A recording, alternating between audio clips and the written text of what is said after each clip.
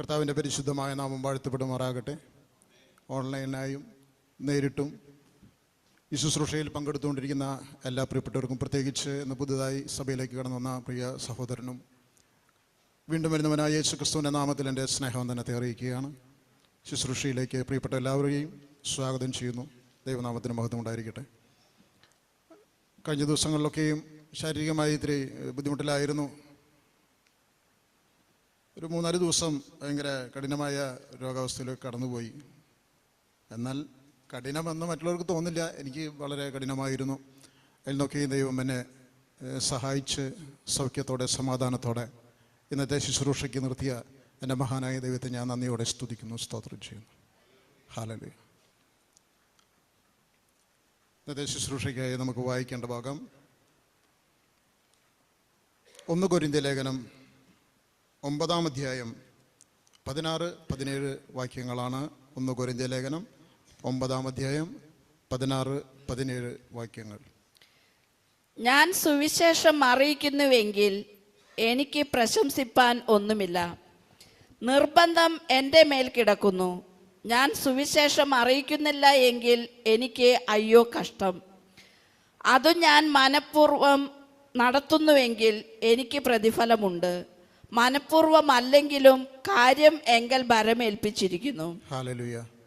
പിതാവേ, നന്ദിയോടെ പരിശുദ്ധമായ നാമത്തെ വാഴ്ത്തുകയാണ്.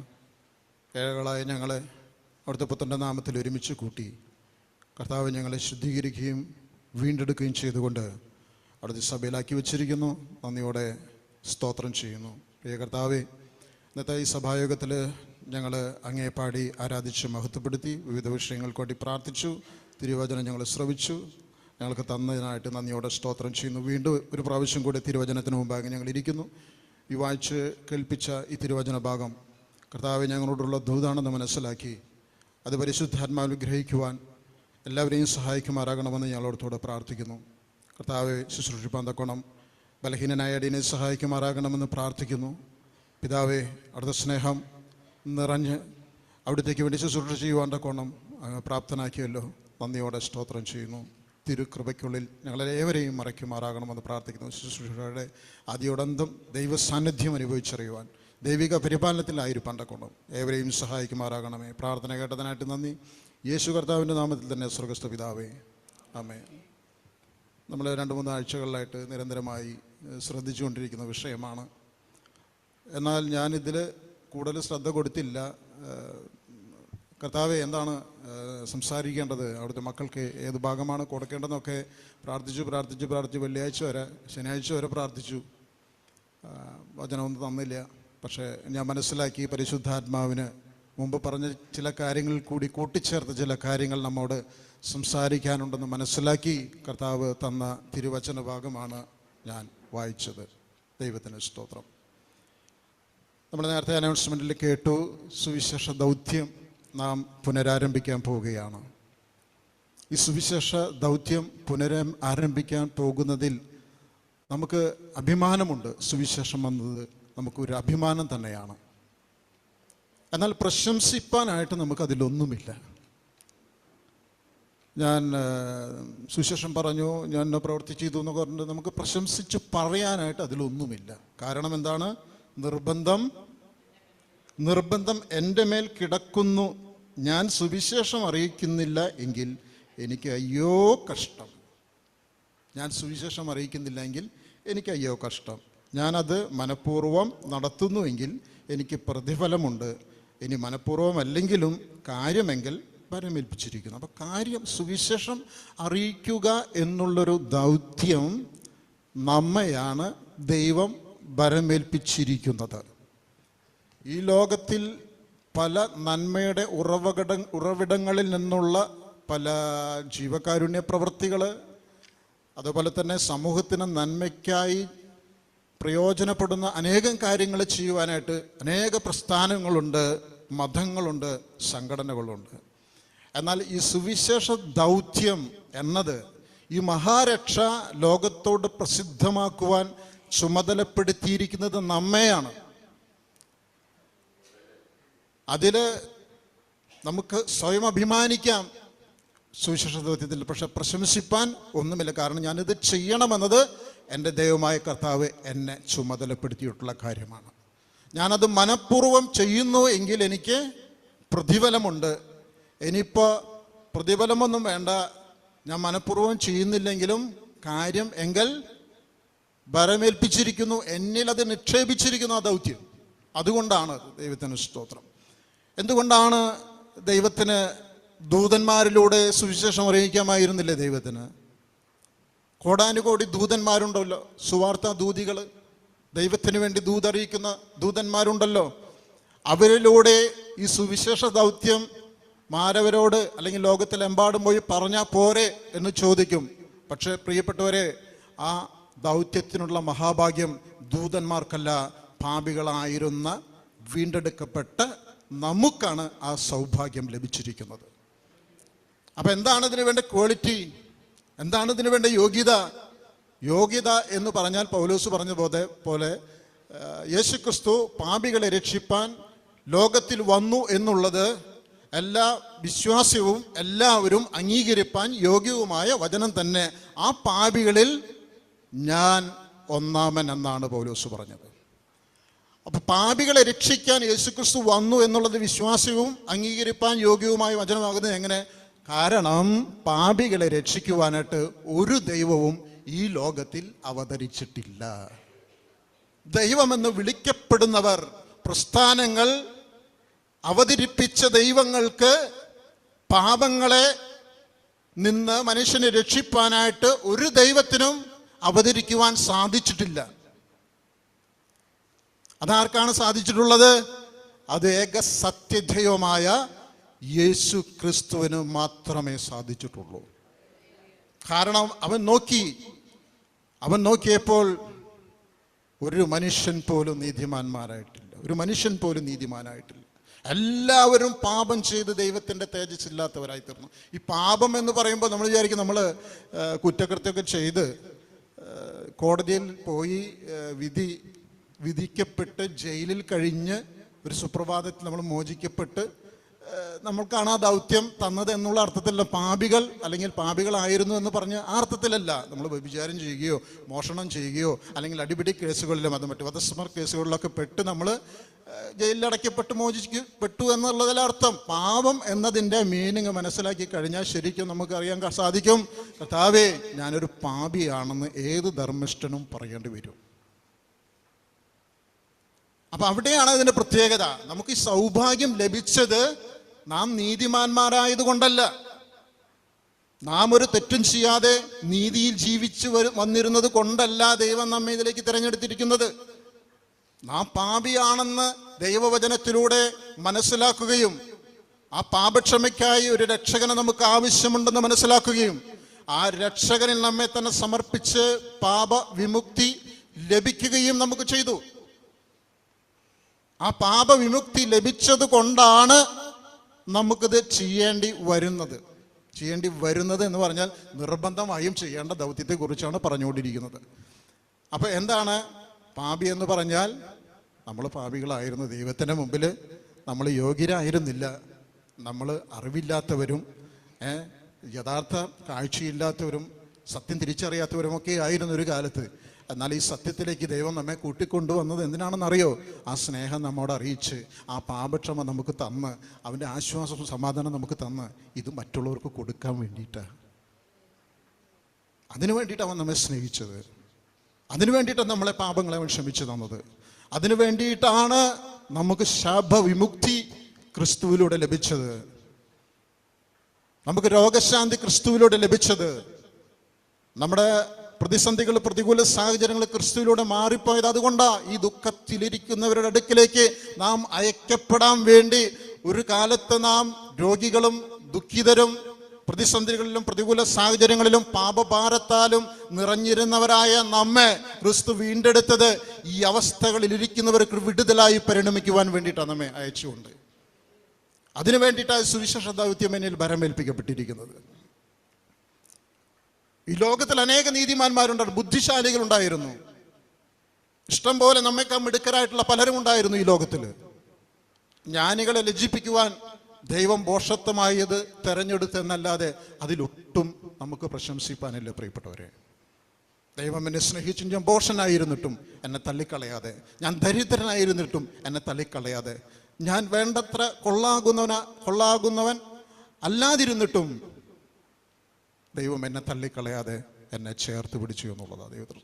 എൻ്റെ കാര്യത്തിൽ മാത്രമല്ല പ്രിയപ്പെട്ടവരെ, നമ്മുടെ എല്ലാവരുടെയും ഓരോരുത്തരുടെയും കാര്യത്തിൽ അങ്ങനെ തന്നെയാണ് സംഭവിച്ചിരിക്കുന്നതെന്ന് നമുക്ക് മനസ്സിലാക്കാൻ സാധിക്കും. ദൈവത്തിന് സ്തോത്രം. അപ്പോൾ പാപികളായിരിക്കുന്നവരെ ദൈവം തൻ്റെ തലത്തിലേക്ക്, തൻ്റെ ആ അധികാരത്തിലേക്ക്, തൻ്റെ ആ ശക്തിയിലേക്ക്, തൻ്റെ ആ വിശുദ്ധിയിലേക്ക് കയറ്റി നിർത്തിക്കൊണ്ട് പറയുക, ദൗത്യം നിന്നിൽ ഭരമേൽപ്പിക്കപ്പെട്ടിരിക്കുന്നു.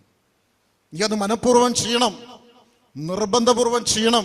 കാരണം അത് ചെയ്യുവാനായിട്ടാണ് ദൈവം എന്നെ സ്നേഹത്തോടുകൂടി തിരഞ്ഞെടുത്തിരിക്കുന്നത്. ദൈവത്തിന് സ്തോത്രം. അതുകൊണ്ട് പല ദൈവദൂതന്മാർ പോലും ഈ സുവിശേഷ സത്യം നുകരുവാനായിട്ട് അവരാഗ്രഹിച്ചുകൊണ്ടിരിക്കുക. ഈ സുവിശേഷ സത്യം, ഈ ക്രിസ്തുവിനെ അനുഭവിക്കുവാൻ, രുചിച്ചറിയുവാൻ ആർക്കാണ് സാധിക്കുക?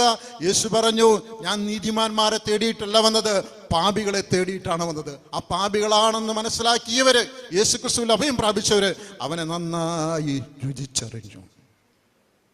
ആ യേശു ക്രിസ്തുവിനെ നന്നായി രുചിച്ചറിഞ്ഞു. അവർക്കാണ്, ഇങ്ങനെ രുചിച്ചറിഞ്ഞവർക്കാണ് യേശു ക്രിസ്തുവിനെ പ്രഘോഷിക്കുവാനുള്ള സൗഭാഗ്യം ലഭിച്ചിരിക്കുന്നത്. അതുകൊണ്ടാണ് പറഞ്ഞത്. അതിൻ്റെ എല്ലാവരും നമ്മൾ പാപികളാണെന്ന് പറഞ്ഞ് അടിച്ച് ആക്ഷേപിക്കാൻ പറയുന്നതല്ല.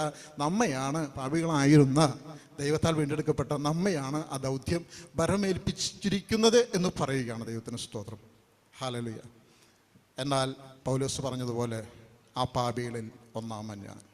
പൗലോസ് എങ്ങനെ പാപിയായത് നമുക്കറിയാൻ പറ്റും. ന്യായപ്രമാണം സംബന്ധിച്ച് വളരെ ശുഷ്കാന്തിയോടുകൂടി, ഒരു തെറ്റും ചെയ്യാതെ ന്യായപ്രമാണത്തോട് വിശ്വസ്തത പുലർത്തി ജീവിച്ചു എന്ന പൗലോസ് പറയുക, ആ പാപികളിൽ ഒന്നാമൻ ഞാൻ.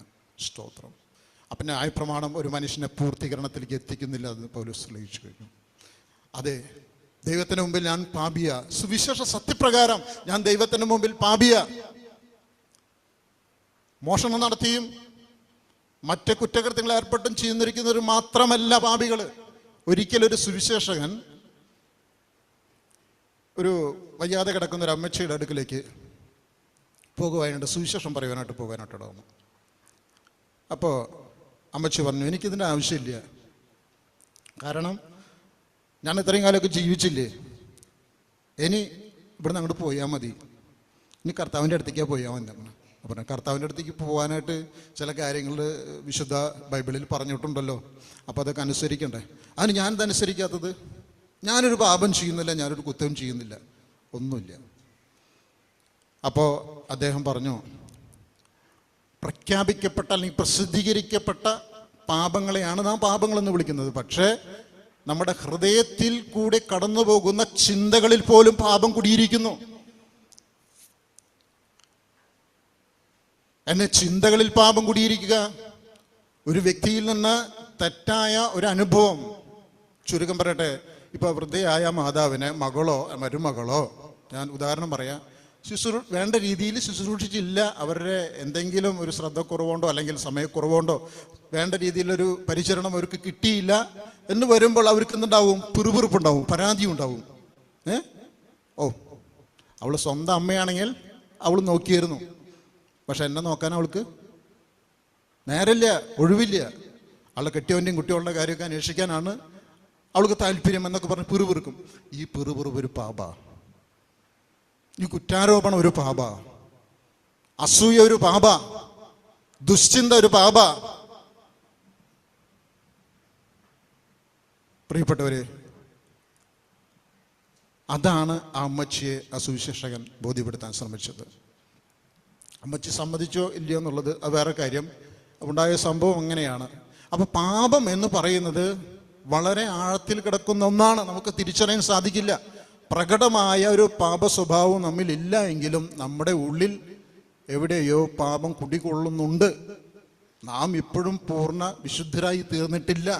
വിശുദ്ധിയിൽ നിന്നും വിശുദ്ധിയിലേക്ക്, വിശുദ്ധൻ ഇനിയും തന്നെ വിശുദ്ധീകരിക്കട്ടെ എന്നാണ് പറഞ്ഞിരിക്കുന്നത്. അപ്പോൾ ആ പാപം എന്നിലുണ്ടെങ്കിൽ ആ പാപത്തെ നീക്കിക്കൊണ്ട് ഓരോ ദിവസവും ഓരോ ദിവസവും എന്ത് ചെയ്യണം? ക്രിസ്തുയേശുവിൽ നവീകരണം പ്രാപിക്കണം. എൻ്റെ പുറമേയുള്ള മനുഷ്യൻ ക്ഷയിച്ചു പോകുന്നു എന്നുണ്ടെങ്കിലും അകമേയുമുള്ള മനുഷ്യൻ നാൾക്കുനാൾ പുതുക്കം പ്രാപിക്കണം. ഈ പുതുക്കം പ്രാപിച്ചിട്ട് വേണം നമ്മൾ ഈ ദൗത്യമൊക്കെ ചെയ്യാനായിട്ട്. കാരണം ഓരോ നാളും പുതുക്കം പ്രാപിക്കണം എന്ന് പറയുന്നതിൻ്റെ അർത്ഥം ഓരോ പ്രഭാതത്തിലും ദൈവത്തിൻ്റെ സ്നേഹം പുതിയതാണ്. ഓരോ ദിവസവും ഇന്നലെ അനുഭവിച്ച ദൈവത്തിൻ്റെ സ്നേഹത്തെക്കാൾ നാളെ എനിക്ക് അനുഭവിക്കാൻ പറ്റും. എങ്ങനെയാണെങ്കിൽ ഞാൻ ദൈവത്തോട് ചേർന്നിരിക്കുകയാണെങ്കിൽ ആ സ്നേഹത്തിൻ്റെ മാധുര്യം ഒന്നുകൂടി നാളെ എനിക്ക് നുകരാൻ പറ്റും. നാളത്തെ സ്നേഹത്തിനേക്കാൾ ഉപരിയായിട്ട് മറ്റന്നാൾ എനിക്ക് നുകരാൻ പറ്റും. ദൈവത്തോട് ചേർന്നിരിക്കുന്നതാണ് അതനുഭവിക്കാൻ വേണ്ട ഏറ്റവും വലിയ യോഗ്യത. അത്രയേ ഉള്ളൂ. അപ്പോൾ ഈ നല്ലവനായ ദൈവത്തെ രുചിച്ചറിഞ്ഞ് അവൻ്റെ പ്രവൃത്തി തികയ്ക്കുന്നതാണ് എന്താണെന്ന് പറഞ്ഞ കർത്താവ് യേശു ക്രിസ്തു പറഞ്ഞത്, എന്നെ അയച്ചവൻ്റെ ഇഷ്ടം ചെയ്ത് അവൻ്റെ വേല തികയ്ക്കുന്നതാണ് എൻ്റെ ആഹാരം. നമ്മുടെ ആത്മാവിൻ്റെ ആഹാരം അതാ. നമ്മുടെ അകത്ത മനുഷ്യൻ്റെ ആഹാരം അതാ. പുറത്തെ മനുഷ്യന് ചോറും കഞ്ഞിയും പലഹാരങ്ങളൊക്കെ ആവശ്യമാണെങ്കിലും നമ്മുടെ അകത്ത മനുഷ്യന് ആവശ്യമായിരിക്കുന്നത് ദൈവത്തിൻ്റെ കൃപയും ദൈവത്തിൻ്റെ വചനവുമാണോ പ്രിയപ്പെട്ട? അതാണ് നമ്മളെ ബലപ്പെടുത്തേണ്ടത്, അതാണ് നമ്മളെ ശക്തീകരിക്കേണ്ടതിന്. അതുകൊണ്ടാണ് പൗലോസ് പറഞ്ഞത്, എൻ്റെ മകനെ ക്രിസ്തുയേശുവിൻ്റെ കൃപയാൽ ശക്തി പ്രാപിക്കുക എന്ന്. ക്രിസ്തുയേശുവിൻ്റെ കൃപയാൽ ശക്തി പ്രാപിക്കുക എന്ന് തൻ്റെ പ്രിയ ശിഷ്യനായ തിമോത്തിയോസിനോട് പൗലോസ് പറയാൻ കാരണം അതാണ്. ദൈവത്തിന് സ്തോത്രം. ഇനി ഈ സുവിശേഷ ദൗത്യവുമായി നാം എങ്ങനെ ഇറങ്ങേണ്ടത്? നാം ലോകത്തിലേക്ക് ഇറങ്ങേണ്ടത്. യേശുകർത്താവ് നിങ്ങളുടെ പരിശുദ്ധാത്മാ നിങ്ങളെ വരുമ്പോൾ ശക്തി ലഭിച്ചിട്ട് നിങ്ങൾ ജെറുസലേമിലും യൂദായിലും ശമര്യയിലും ഭൂമിയുടെ അറ്റത്തോളം പോയി എൻ്റെ സാക്ഷികളാകും എന്ന് പറഞ്ഞാൽ ക്രിസ്തുവിൻ്റെ സാക്ഷികളായി തീർന്നുകൊണ്ട് അനേകരെ ക്രിസ്തുവിലേക്ക് ശിഷ്യപ്പെടുത്തുക എന്നുള്ള ദൗത്യമാണ് കർത്താവ് ശിഷ്യരെയും അതുപോലെ തന്നെ നമ്മെ ഓരോരുത്തരെയും ഏൽപ്പിച്ചിരിക്കുന്നത്. അതുകൊണ്ടാണ് കർത്താവ് ഉയർത്തെഴുന്നേറ്റ് സ്വർഗാരോഹണത്തിന് മുമ്പ് നാം സ്നാന ടാങ്കിനടുത്ത് വെച്ച് വായിക്കാറുള്ള ഭാഗമുണ്ടല്ലോ, 28-ാം അധ്യായം, മത്തായി സുവിശേഷം 28-ാം അധ്യായം 18-ാം വാക്യത്തിൽ, ആകയാൽ സ്വർഗത്തിലും ഭൂമിയിലും സകല അധികാരവും എനിക്ക് ലഭിച്ചിരിക്കുന്നു. എവിടെ? സ്വർഗത്തിൽ മാത്രമല്ല, ഭൂമിയിലും സകല അധികാരവും എനിക്ക് ലഭിച്ചിരിക്കുന്നു. ആകയാൽ നിങ്ങൾ പുറപ്പെട്ട് നിങ്ങൾ പുറപ്പെട്ട് ആ ദൗത്യം ചെയ്യേണ്ട കർത്തവ്യം നിങ്ങളെ നിക്ഷിപ്തമാണ്. അതുകൊണ്ട് നിങ്ങൾ പുറപ്പെടണം. പരിശുദ്ധാത്മാവ് നിങ്ങളെ ശക്തിപ്പെടുത്തുമ്പോൾ പോകണം. ദൈവത്തിന് സ്തോത്രം. അപ്പൊ ക്രിസ്തുയേശുവിന്റെ കൃപയാൽ ശക്തിപ്പെട്ടുകൊണ്ട് നാം ഈ ലോകത്തിലേക്ക് ഇറങ്ങണം. കൃപയാൽ ശക്തിപ്പെടുക എന്ന് പറഞ്ഞാൽ എനിക്ക് അർഹതയില്ലാത്ത സ്ഥാനത്താണ് എന്നെ ദൈവം ഈ ദൗത്യം ഏൽപ്പിച്ചിരിക്കുന്നത്.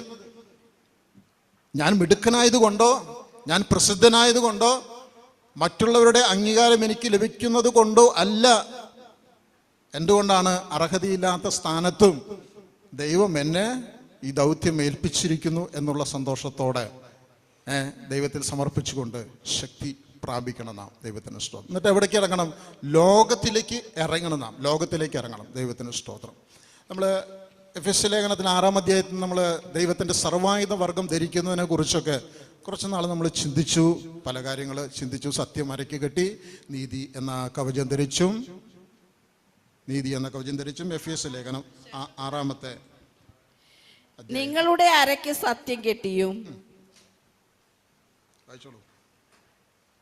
നീതി എന്ന കവചം ധരിച്ചും സമാധാന സുവിശേഷത്തിനായുള്ള ഒരുക്കം കാലിന് ചെരുപ്പാക്കിയും. സമാധാന സുവിശേഷത്തിനായിട്ടുള്ള ഒരുക്കം കാലിന് ചെരുപ്പാക്കിയും എല്ലാറ്റിനും മീതെ ദുഷ്ടന്റെ തീയമ്പുകളെ ഒക്കെയും കെടുക്കുവാൻ തക്കതായ വിശ്വാസം എന്ന പരിച എടുത്തുകൊണ്ടും നിൽപ്പിൻ. രക്ഷ എന്ന ശിരസ്ത്രവും ദൈവവചനം എന്ന ആത്മാവിന്റെ വാളും കൈക്കൊള്ളുവിൻ എന്ന് പറഞ്ഞു കേട്ടല്ലോ. അതിൽ നമ്മൾ ചില കാര്യങ്ങൾ വിശദീകരിച്ചിരുന്നു. എന്നാൽ വിശദീകരിക്കാതെ പോയ മറ്റൊരു കാര്യമുണ്ട്. എന്താണ്? സമാധാന സുവിശേഷത്തിനായിട്ടുള്ള ഒരുക്കം എന്ന ചെരുപ്പ് അല്ലെങ്കിൽ പാദരക്ഷ എന്ന് പറഞ്ഞിരുന്നു. ദൈവത്തിന് സ്തോത്രം. അപ്പോൾ നാം പാദരക്ഷ എന്ന് പറയുന്നത് എന്തുകൊണ്ടാണ്? നാം എവിടേക്കേലും പോകുമ്പോൾ എന്ത് ചെയ്യും?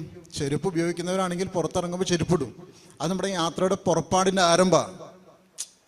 നമ്മുടെ പകുതി വഴിക്ക് പോയിട്ട് പിന്നെ മറന്നു വന്ന് ചെരുപ്പ് തിരിച്ചിടുന്ന കാര്യമല്ല പറഞ്ഞത്. നമ്മൾ മനഃപൂർവ്വം ഒരു സ്ഥലത്തേക്ക് പോകാനായിട്ട് തീരുമാനമെടുത്ത് കഴിഞ്ഞിറങ്ങുമ്പോൾ നാം ആദ്യം ധരിക്കുന്നത് പുറത്തേക്ക് ഇറങ്ങുമ്പോൾ, വീടിൻ്റെ ഉള്ളിൽ വെച്ച് ഡ്രസ്സ് ധരിക്കുമല്ലോ, പുറത്തേക്ക് ഇറങ്ങുമ്പോൾ ധരിക്കുന്നത് ചെരുപ്പാണ്. വീടിൻ്റെ ഉള്ളിലും ചെരുപ്പ് ധരിക്കും, പക്ഷെ പുറത്തേക്ക് ഇറങ്ങാനായിട്ട് മറ്റൊരു ചെരുപ്പ് നമുക്കുണ്ടാകും, ഉണ്ടല്ലോ. അപ്പോൾ ഒരുക്കത്തിൻ്റെ ആരംഭമായി ധരിക്കുന്നതാണ് എന്ത്? ചെരുപ്പ് എന്ന് പറയുന്നത്. ഇവിടെ നാം ധരിക്കേണ്ട ആത്മീക ആയുധം എന്ന് പറയുന്നത് എന്താണ്? പ്രതിരോധ ആയുധ വർഗത്തിൽപ്പെട്ടതാണ് സമാധാന സുവിശേഷത്തിനായിട്ടുള്ള ഒരുക്കം എന്ന പാദരക്ഷ, അല്ലെങ്കിൽ ഈ ചെരുപ്പ്. ഈ ചെരുപ്പ് ധരിച്ചിട്ട് വേണം എങ്ങോട്ട് ഇറങ്ങാൻ? ലോകത്തിലേക്ക് ഇറങ്ങാൻ. സുവിശേഷം എന്ന ചെരുപ്പാണോ? അല്ല, സമാധാനത്തിൻ്റെ സുവിശേഷം എന്ന ചെരുപ്പ് ധരിക്കണം. ദൈവത്തിന് സ്തോത്രം. നമുക്ക് പോരാട്ടമുള്ളത് ജഡരക്തങ്ങളോടല്ല എന്ന് അതിൻ്റെ മുൻപ് വാക്യങ്ങൾ വായിച്ചു കഴിഞ്ഞാൽ കാണാൻ സാധിക്കും. നമുക്ക് പോരാട്ടമുള്ളത് ജഡരക്തങ്ങളോടല്ല. ആരോടൊക്കെയാണ്? നമുക്ക് പോരാട്ടമുള്ളത് ജഡരക്തങ്ങളോടല്ല, വാഴ്ചകളോടും അധികാരങ്ങളോടും ഈ അന്ധകാരത്തിന്റെ ലോകാധിപതികളോടും സ്വർലോകങ്ങളിലെ ദുഷ്ടാത്മസേനയോടും അത്രേ. സ്തോത്രം. അപ്പോൾ ഭൂമിയിലുള്ള മനുഷ്യരോട് നമുക്ക് പോരാട്ടമില്ല. അധികാരികളോട്, ഇപ്പോൾ നമ്മുടെ നാട് ഭരിക്കുന്ന മുഖ്യമന്ത്രിയോ പ്രധാനമന്ത്രിയോ, നമുക്ക് വ്യക്തിപരമായി അവരോടൊരു വിയോജിപ്പുമില്ല. പക്ഷെ അവർ എടുക്കുന്ന തെറ്റായ തീരുമാനങ്ങൾ നമുക്കെന്തുണ്ട്? വിയോജിപ്പുണ്ട്. അത് ഒരു വോട്ടർ എന്ന നിലയ്ക്ക് മാത്രമല്ല, എൻ്റെ മനസ്സിൻ്റെ ധർമ്മമനുസരിച്ച് തെറ്റായ തീരുമാനത്തെ വ്യക്തിപരമായി നാം അംഗീകരിക്കാൻ പോവാറില്ല. നമ്മളത് സമരത്തിനോ കലാപത്തിനോ ഒന്നും പോകുന്നില്ല എന്നുള്ളത് മാത്രം. പക്ഷെ നമുക്ക് വിയോജിപ്പ്, നമ്മൾ വീട്ടിലിരുന്നാണെങ്കിൽ പോലും നമ്മൾ തമ്മിൽ സംസാരിക്കാറുണ്ട്, വിയോജിപ്പ് അറിയിക്കാറുണ്ട്. മറ്റേ അമ്മച്ചിയെ പോലെ നമ്മൾ പ്രത്യക്ഷമായി രംഗത്തേക്കൊന്നും ഇല്ല എന്നുള്ളത്. പക്ഷെ നമുക്ക് പ്രതിഷേധവും വിയോജിപ്പുമുണ്ട് ഓരോ കാര്യങ്ങളിൽ. ദൈവത്തിൻ്റെ സ്തോത്രം. അപ്പോൾ അവരിലൊക്കെ പ്രവർത്തിക്കുന്നത് ദൈവത്തിൻ്റെ ഇഷ്ടത്തോടുകൂടി പ്രവർത്തിക്കുന്ന ദൈവാത്മാവല്ല, അല്ലെങ്കിൽ സ്വർഗരാജ്യം പണിയപ്പെടുന്നതിന് വേണ്ടി, എല്ലാവരെയും ദൈവത്തിലേക്ക് ആനയിക്കുന്നതിന് വേണ്ടി പണിയപ്പെടുന്ന ഭരണ സംവിധാനങ്ങളല്ല അവയൊന്നും. അവർ മനുഷ്യരുടെ ക്ഷേമത്തിനും നന്മയ്ക്കും വേണ്ടി മനുഷ്യരാൽ സൃഷ്ടിക്കപ്പെട്ട ചില ഭരണഘടനയുടെ അടിസ്ഥാനത്തിൽ പ്രവർത്തിക്കുന്നവരാണ് ജനാധിപത്യ എന്ന് അഭിമാനിക്കാവുന്ന ചില രാജ്യങ്ങളിൽ നടക്കുന്നത്. മനുഷ്യർക്ക് വേണ്ടി, ദൈവത്തിന് വേണ്ടി അവിടെ ഒന്നും നടക്കുന്നില്ല. ദൈവിക കാര്യങ്ങൾക്ക് വേണ്ടി, ചാരിറ്റബിൾ പ്രവർത്തനത്തിനോ സുവിശേഷം അറിയിക്കുന്നതിനോ പ്രചരണത്തിനോ ഒക്കെയും അനുവാദമുണ്ടെങ്കിൽ തന്നെയും അവരുടെ ഉദ്ദേശം, ഓരോ രാജ്യവും ഭരണാധികാരികളും നിലനിൽക്കുന്നതിൻ്റെ ഉദ്ദേശം ഇതൊന്നുമല്ല. അതാണ് പറയുന്നത്. അപ്പോൾ നമുക്ക് വിയോജിപ്പുണ്ട് എന്ന് വെച്ച് നമ്മൾ സമരത്തിന് ഇറങ്ങണമെന്നോ കൊടി പിടിച്ച് കളക്ട്രേറ്റിൻ്റെ മുമ്പിലോ സെക്രട്ടേറിയറ്റിന് മുമ്പിലോ പോയി നിരാഹാരമോ ഇന്ന് മാർച്ച് നടത്തി എന്ന് നമ്മുടെ പ്രതിഷേധം അറിയിക്കണം എന്നല്ല ഞാൻ പറയുന്നത്. ദൈവത്തിന് മനസ്സിലാക്കണം. നമുക്ക് ദൈവത്തിന് ഇഷ്ടത്തെ ദൈവത്തിൻ്റെ വചനത്തിനോട് വിശ്വസ്ത പുലർത്തി ജീവിക്കുന്ന ഒരു തീരുമാനങ്ങളും വരും കാലങ്ങളിൽ ഉണ്ടാകാൻ പോകുന്നില്ല എന്നുള്ളതാണ് സത്യം. കാരണം ദൈവം തൻ്റെ ജനത്തെ വിശുദ്ധീകരിക്കണം, തനിക്കുള്ളവരെ തൻ്റെ അടുത്ത് ചേർത്തിരുത്തുവാനും തനിക്കുള്ളവർ ആരാണെന്നും നമുക്ക് പോലും ബോധ്യപ്പെടുത്തി തരുന്ന ചില ദിവസങ്ങളായിരിക്കും മുന്നിൽ വരുന്നത്. ദൈവത്തിന് സ്തോത്രം. അപ്പം നമ്മൾ ചെയ്യേണ്ട ദൗത്യം എന്നായാലും, നമുക്ക് സാഹചര്യം അനുകൂലമായാലും പ്രതികൂലമായാലും നമ്മൾ ചെയ്യേണ്ട ദൗത്യം ചെയ്തുകൊണ്ടിരിക്കണം. മനുഷ്യൻ നമ്മളെ സഹായിച്ചില്ലെങ്കിലും, അതിലൂടെ നമുക്കുണ്ടാകുന്ന കഷ്ടനഷ്ടങ്ങളിൽ മനുഷ്യർ നമ്മെ സഹായിച്ചില്ലെങ്കിലും, എൻ്റെ ഒരു ഷർട്ട് ആരെങ്കിലും പ്രതിഷേധത്തിൻ്റെ ഭാഗമായി കീറിക്കഴിഞ്ഞാൽ എനിക്ക് ഒരു തേജസ്സിൻ്റെ വസ്ത്രം എൻ്റെ സ്വർഗസ്ഥനായ പിതാവ് കരുതി വെച്ചിട്ടുണ്ടാകും. സ്തോത്രം. എൻ്റെ ശരീരം മർദ്ദനമേറ്റ് വേദനിക്കുവാൻ ഇടയായിട്ടുണ്ടെങ്കിൽ എൻ്റെ അകത്ത മനുഷ്യനൊരു ശക്തി, പുതുശക്തിയുടെ ബലം പ്രാപിക്കുന്നതിനായിട്ട് ദൈവം എനിക്ക് അവസരം തരും. പുറത്തെ മനുഷ്യൻ ഇന്നല്ലെങ്കിൽ നാളെ ഈ ഭൂമിയിലേക്ക് ചേരേണ്ടവനാണ്. പക്ഷെ എൻ്റെ അകത്ത മനുഷ്യൻ ബലം പ്രാപിച്ച് ബുദ്ധിമാൻ്റെ ജീവയാത്ര മേലോട്ടാകുന്നു എന്ന് സദൃശവാക്യങ്ങളിൽ പറഞ്ഞതുപോലെ എൻ്റെ ജീവയാത്ര, എൻ്റെ ആത്മാവിൻ്റെ യാത്ര എൻ്റെ സ്വർഗസ്ഥനായ ദൈവത്തിനെങ്കിലേക്കാകണം. അതുകൊണ്ടാണ് പ്രിയപ്പെട്ടവരെ പറയുന്നത്. സ്തോത്രം. അപ്പോൾ നാം സമാധാന സുവിശേഷം ഒരുക്കം എന്ന ചെരുപ്പ് ധരിക്കണം. ദൈവത്തിന് സ്തോത്രം. വാഴ്ചകളോടും അധികാരങ്ങളോടും മാത്രമല്ല, സ്വർഗ്ഗലോകങ്ങളിൽ വ്യാപരിക്കുന്ന ദുഷ്ടാത്മസേനയോടും. അപ്പം നമുക്ക് വിശ്വാസ സമൂഹത്തിലും ചില പ്രതിരോധങ്ങളൊക്കെ വേണ്ടി വരും. വിശ്വാസ സമൂഹത്തിലും ഇപ്പോൾ വിശ്വാസ സമൂഹം ആൾക്കാർ കൂടി വർദ്ധിച്ചു വരുന്തോറും വിവിധ ഉപദേശങ്ങൾ വിവിധ ആശയങ്ങൾ, ന്യൂ ജനറേഷൻ സഭകൾ, അങ്ങനെ വിവിധമായിട്ടുള്ള മനുഷ്യരിൽ നിന്ന് ഉടലെടുക്കുന്ന ആശയങ്ങളുമായി പ്രവർത്തിക്കുന്ന ദൈവസഭ എന്നുള്ള ആ സഭയ്ക്കുള്ളിൽ പ്രവർത്തിക്കുന്ന കാര്യങ്ങൾക്കെതിരെ നമുക്ക് എന്ത് ചെയ്യേണ്ടി വരും? പ്രതിഷേധിക്കേണ്ടി വരും. എന്നിട്ട് നമ്മുടെ കൂടെയുള്ളവരുടെ തെറ്റായ പ്രവണതയ്ക്കെതിരെയും നമുക്ക് പ്രതിഷേധിക്കേണ്ടി വരും. പ്രതിഷേധിക്കുക എന്ന് പറഞ്ഞാൽ ആക്രോശിക്കുകയോ ദേഷ്യപ്പെടുകയോ ചെയ്തിട്ടല്ല. നമ്മുടെ അഭിപ്രായം ദൈവവചനത്തിൽ എങ്ങനെയാണ്, അപ്പോൾ അത് ചെയ്യാൻ പാടില്ലായിരുന്നു സഹോദര അല്ലെങ്കിൽ സഹോദരി എന്ന് നമുക്ക് പറയാൻ നമുക്ക് വോയിസ് ഉണ്ട്. അതിന് പകരം എന്തായിരിക്കണം? നാം ആ തെറ്റ് ചെയ്യാൻ പാടില്ല എന്നേ ഉള്ളൂ. നുണ പറഞ്ഞ് പ്രശ്നമുണ്ടാക്കിയ ഒരു വ്യക്തിയെ നമ്മൾ തിരുത്താൻ ശ്രമിക്കണമെങ്കിൽ, ഞാൻ നുണ പറയുന്ന വ്യക്തിയാണെങ്കിൽ എനിക്കത് പറ്റില്ല. പണ്ടൊരു സ്വാമി ശർക്കര എന്ന കേസ് പറഞ്ഞിട്ടില്ലേ? കേട്ടിട്ടുണ്ടല്ലോ. കൊച്ചിന് ശർക്കര തീറ്റ തിന്നാൻ നിർത്താൻ വേണ്ടി സ്വാമിയുടെ അടുക്കള കൊണ്ടുപോയി സ്വാമി പിന്നെ വരാൻ പറഞ്ഞ് ശർക്കര തീറ്റ നിർത്തിയ സ്വാമി കുട്ടിയെ കൊണ്ട് ശർക്കര തീറ്റ നിർത്തിച്ച കാര്യം. അപ്പം അതുപോലെ നമുക്ക് ദൈവവചന അടിസ്ഥാനത്തിൽ നമുക്ക് പ്രബോധിപ്പിക്കാനും തെറ്റിതിരുത്താനും നമുക്ക് വോയിസ് ഉണ്ട്. പക്ഷെ എന്ത് ചെയ്യണം? ഞാൻ ആ തെറ്റ് ചെയ്യരുത് എന്ന് മാത്രം വ്യവസ്ഥയേ ഉള്ളൂ. കാരണം എന്താ പറയണേ? പൗലോസ് പറയുന്നില്ലേ, റോമ ലേഖനത്തിൽ 2-ാം അധ്യായത്തിലാണെന്ന് പറയുന്നത്, അന്യനെ കുറ്റം വിധിക്കുന്ന നീ നിന്നെ തന്നെ വിധിക്കാത്തത് എന്ത് എന്ന്. റോമാലേഖനം 2-ാം അധ്യായം 1 മുതലുള്ള വാക്യങ്ങൾ. അതുകൊണ്ട് വിധിക്കുന്ന ഏതു മനുഷ്യനുമായുള്ളവേ, നിനക്ക് പ്രതിവാദം പറവാൻ ഇല്ല. അന്യനെ വിധിക്കുന്നതിൽ നീ നിന്നെ തന്നെ കുറ്റം വിധിക്കുന്നു. വിധിക്കുന്ന നീ അത് തന്നെ പ്രവർത്തിക്കുന്നുവല്ലോ. കേട്ടോ, വിധിക്കുന്ന നീ അത് തന്നെ പ്രവർത്തിക്കുന്നു. മാത്രമല്ല അതിൻ്റെ 21-ാം വാക്യം മുതൽ, അന്യനെ ഉപദേശിക്കുന്നവനെ, നീ നിന്നെ തന്നെ ഉപദേശിക്കാത്തത് എന്ത്? മോഷ്ടിക്കരുത് എന്ന് പ്രസംഗിക്കുന്ന നീ മോഷ്ടിക്കുന്നുവോ?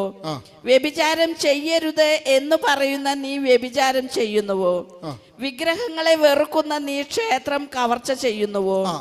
അപ്പൊ നമ്മൾ മറ്റുള്ളവർ ഉപദേശിക്കുന്ന കാര്യങ്ങൾ അല്ലെങ്കിൽ പ്രബോധിപ്പിക്കുന്ന കാര്യങ്ങൾ, ഇപ്പൊ പ്രസംഗം എന്ന് പറഞ്ഞവിടെ ഉണ്ടെങ്കിലും പ്രസംഗത്തിലൂടെ മാത്രമല്ല, നമ്മൾ പരസ്പരം പ്രബോധിപ്പിക്കുമ്പോഴായാലും സംസാരിക്കുന്ന കാര്യങ്ങളിലും നമുക്ക് എന്ത് വേണം? നമുക്ക് പ്രാഗൽഭ്യം വേണമെന്നേ ഉള്ളൂ. എങ്കിൽ മാത്രമേ നമ്മൾ ആ വ്യക്തിക്ക് വേണ്ടി പ്രാർത്ഥിച്ചതുകൊണ്ടോ ആ വ്യക്തി തിരുത്തപ്പെടാൻ വേണ്ടി നമ്മൾ ശ്രമിച്ചതുകൊണ്ടോ അത് പൂർണ്ണ ഫലം കാണണമെങ്കിൽ ഇത് നാം ശ്രദ്ധിച്ചിരിക്കണമെന്നേ ഉള്ളൂ. അപ്പോൾ പറഞ്ഞു വരുന്നതിൻ്റെ അർത്ഥം എന്താണെന്ന് വെച്ച് കഴിഞ്ഞാൽ, ഈ സമാധാന സുവിശേഷവുമായി ലോകത്തിലേക്ക് നാം ഇറങ്ങുമ്പോൾ, സമാധാനത്തിൻ്റെ സുവിശേഷവുമായി ലോകത്തിലേക്ക് ഇറങ്ങണം. അതിന് എന്ത് വേണം?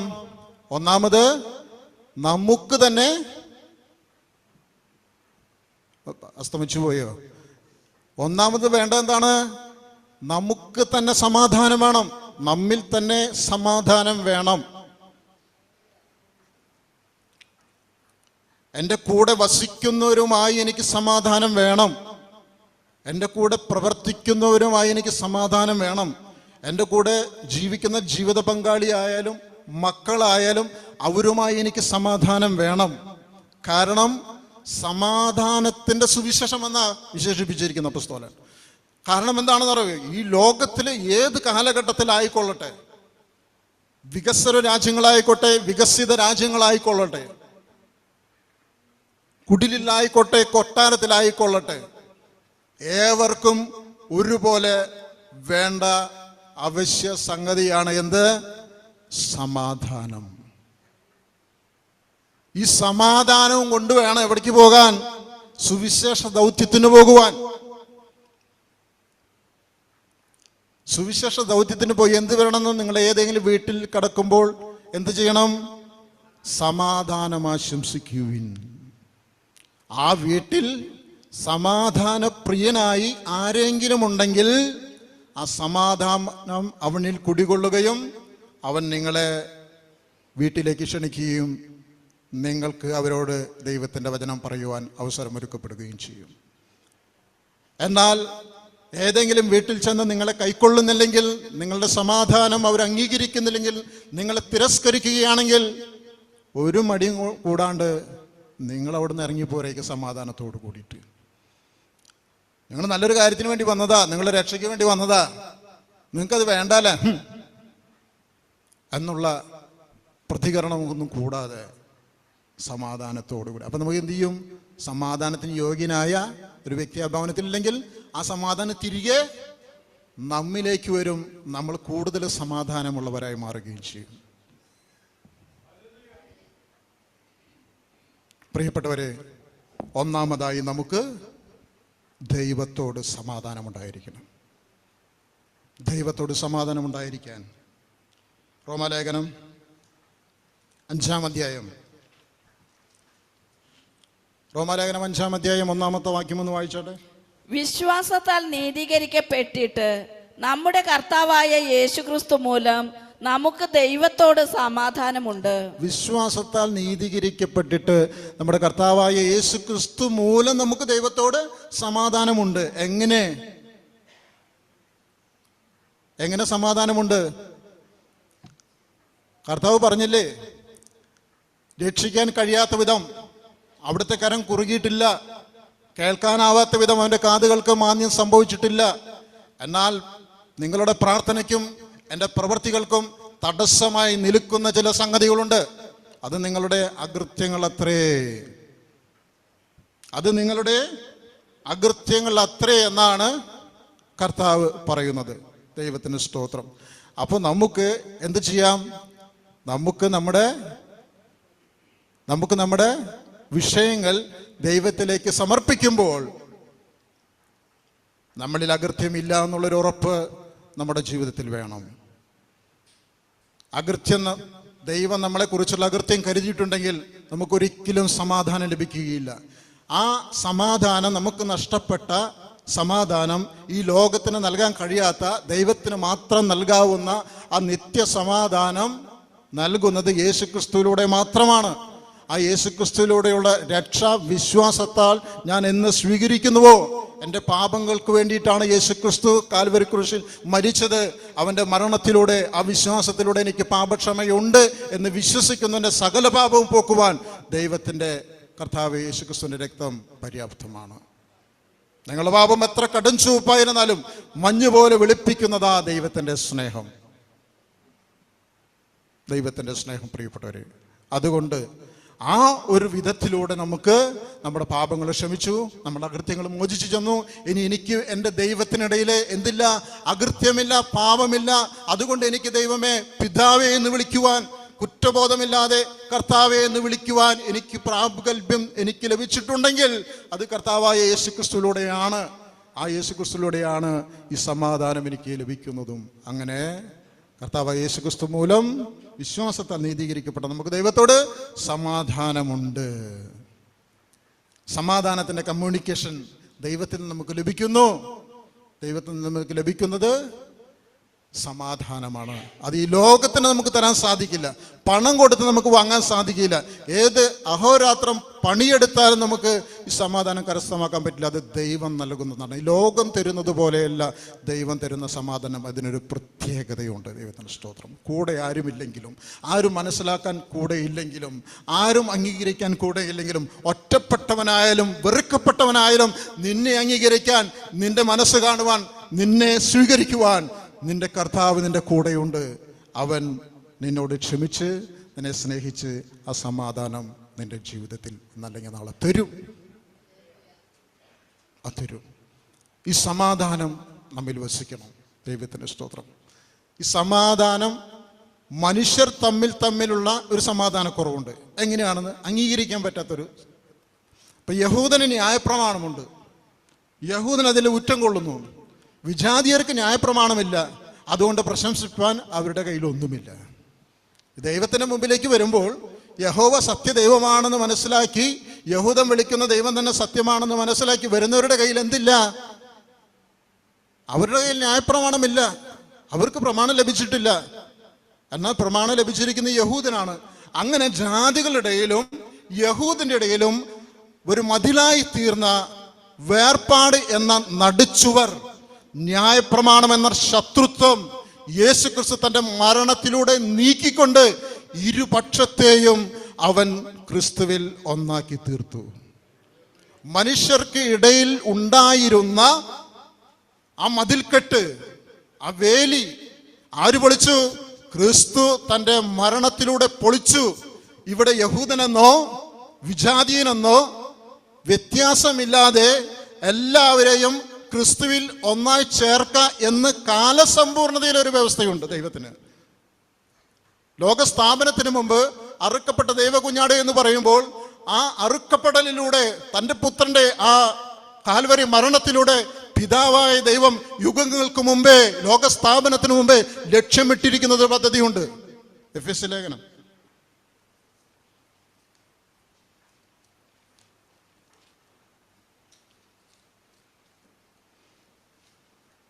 എഫെസ്യ ലേഖനം 1-ാമത്തെ അധ്യായം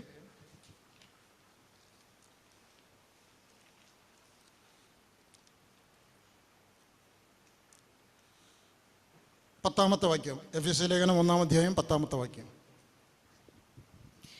അങ്ങനെ ഇപ്പോൾ സ്വർഗത്തിൽ 9-10 വായിച്ചോളൂ, അത് പൂർണ്ണമാവുള്ളൂ. അവനിൽ താൻ മുൻ നിർണയിച്ച 9-10 എഫെസ്യ ലേഖനം 1-ാം അധ്യായം 9-10 വാക്യങ്ങൾ. അവനിൽ താൻ മുൻ നിർണയിച്ച തന്റെ പ്രസാദത്തിന് തക്കവണ്ണം തന്റെ ഹിതത്തിന്റെ മർമ്മം അവൻ നമ്മോട് അറിയിച്ചു. അതുമൂലം അത് സ്വർഗത്തിലും ഭൂമിയിലുമുള്ളത് എല്ലാം പിന്നെയും ക്രിസ്തുവിൽ ഒന്നായി ചേർക്ക എന്നിങ്ങനെ കാലസമ്പൂർണതയിലെ വ്യവസ്ഥയ്ക്കായിക്കൊണ്ട് തന്നെ. എന്താണ് കാലസമ്പൂർണതയിലെ വ്യവസ്ഥ? കാലങ്ങൾക്ക് ശേഷം സംഭവിക്കാവുന്ന ചില പദ്ധതികൾ, അത് ക്രിസ്തുവിലൂടെ സംഭവിച്ചു എന്നാണ് പറയുന്നത്. എന്താണ് ക്രിസ്തുവിലൂടെ സംഭവിച്ചത്?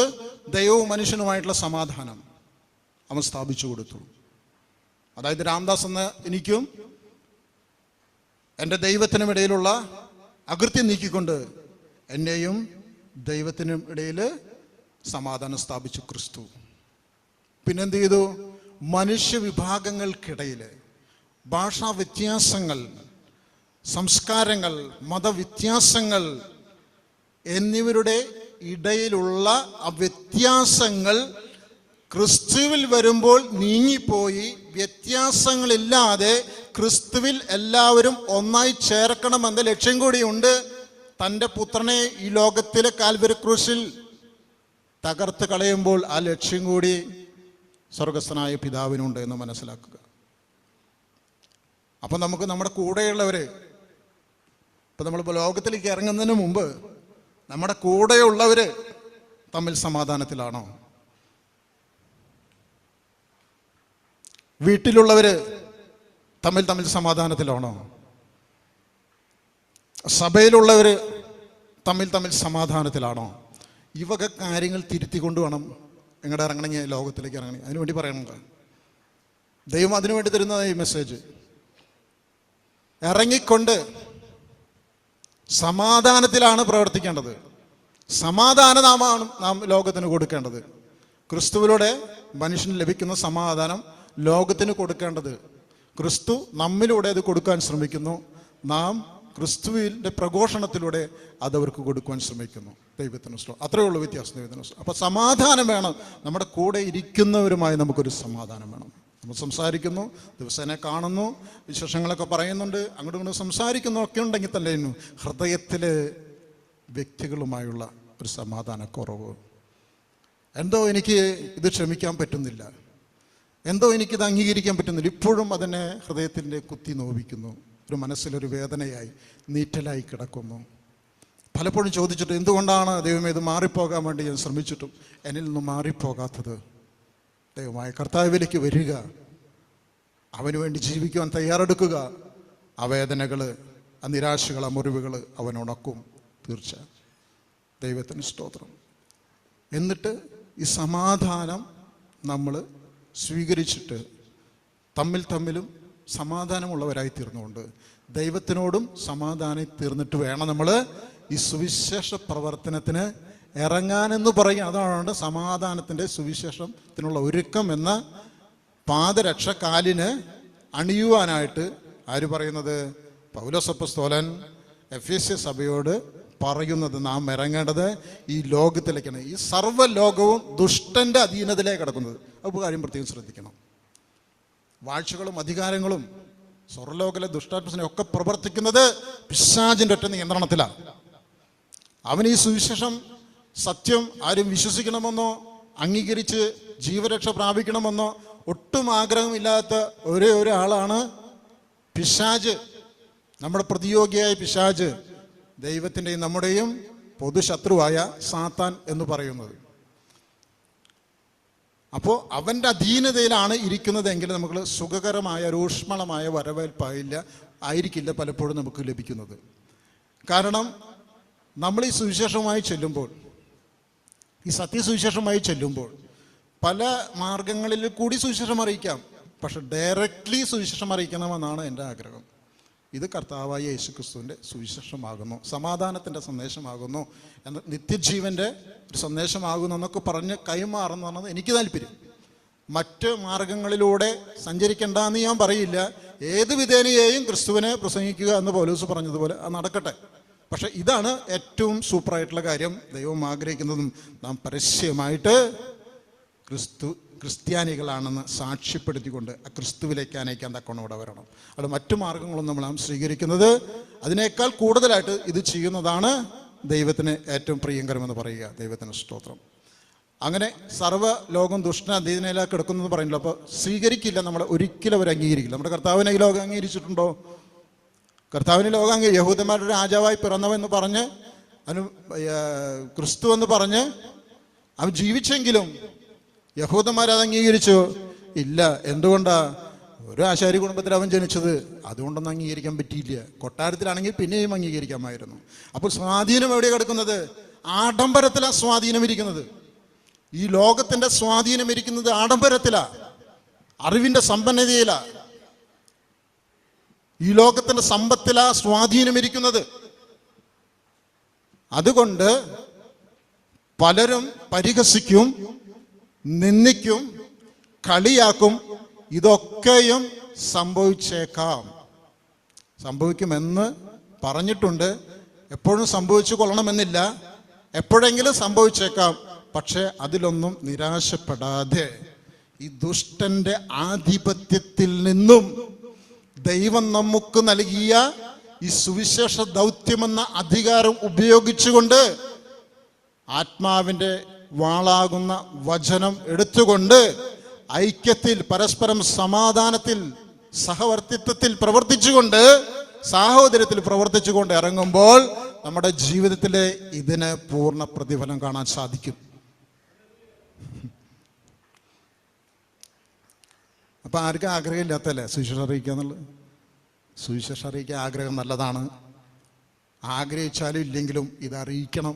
അത് ദൈവത്തിൻ്റെ ഇഷ്ടമാണ്. എങ്ങനെ അറിയിക്കണമെന്നാണ് പറഞ്ഞുകൊണ്ടിരിക്കുന്നത്. എന്ത് ചെയ്യണമെന്ന വചനത്തിൽ നിന്നൊന്നും അറിഞ്ഞില്ലല്ലോ, ആരൊന്നും പറഞ്ഞു തന്നില്ലല്ലോ എന്നുള്ളത് പിന്നീട് പറയാതിരിക്കാൻ വേണ്ടിയിട്ടാണ് പറയുന്നത്. സ്തോത്രം. അത് ഭയപ്പെടുത്താനോ നിരാശപ്പെടുത്താനോ നിരുത്സാഹപ്പെടുത്താനോ അല്ല ഞാൻ പറയുന്നത്. കാരണം മകനെ ക്രിസ്തുവേശുവിൻ്റെ കൃപയാൽ ശക്തി പ്രാപിക്കുക എന്ന് പറഞ്ഞിട്ട് ചില കാര്യങ്ങൾ പൗലോസ് തിമോത്തിയോസിനോട് പറയുന്നുണ്ട്. തിമോത്തിയോസിൻ്റെ ലേഖനം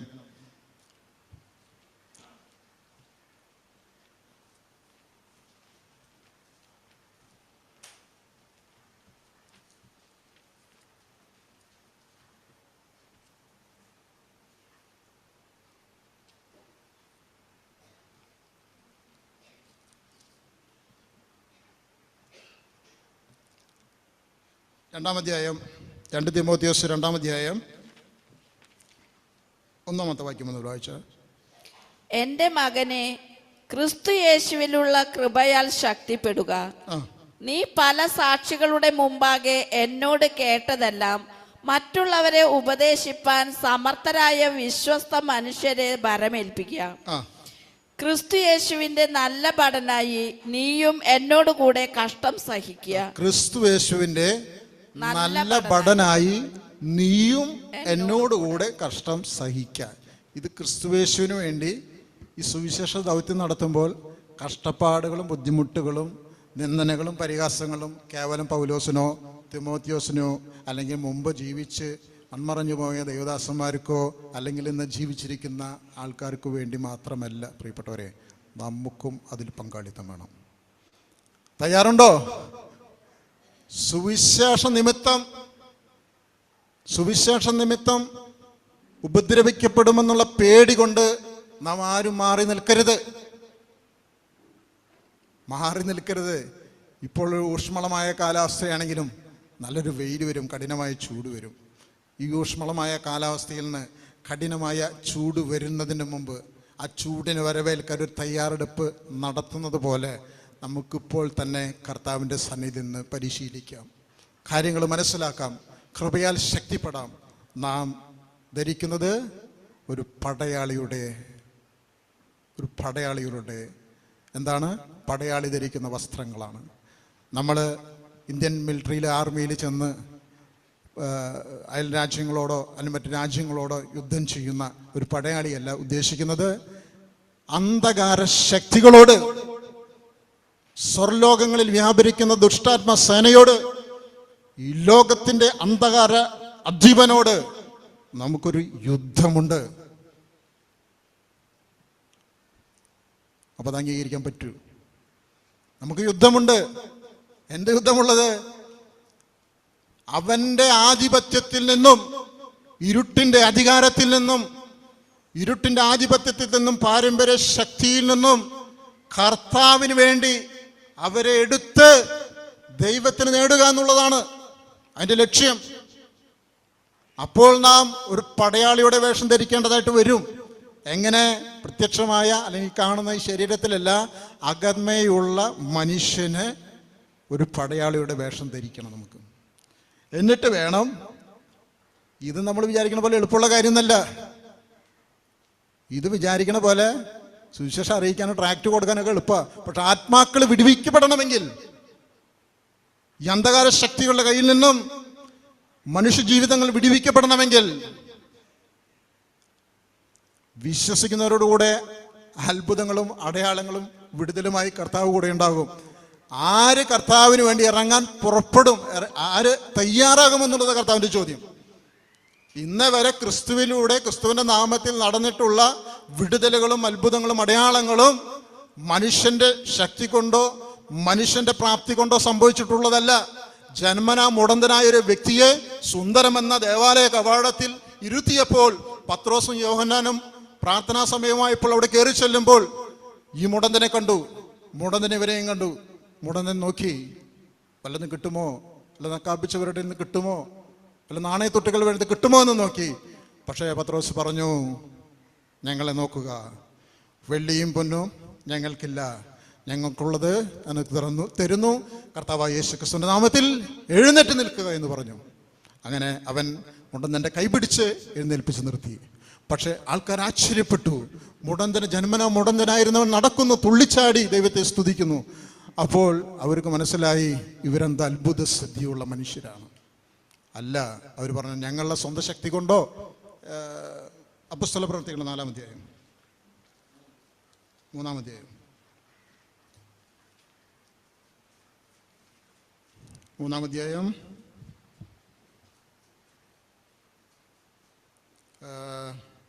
11-12 വാക്യങ്ങൾ. അപ്പോസ്തല പ്രവൃത്തികൾ 3-ാം അധ്യായം 11-12 വാക്യങ്ങൾ. ആമേൻ ആമേൻ, ഞാൻ നിന്നോട് പറയുന്നു. അല്ല, അപ്പോസ്തല പ്രവൃത്തികളുടെ പുസ്തകം 3-ാം അധ്യായം 11-ാമത്തെ വാക്യം.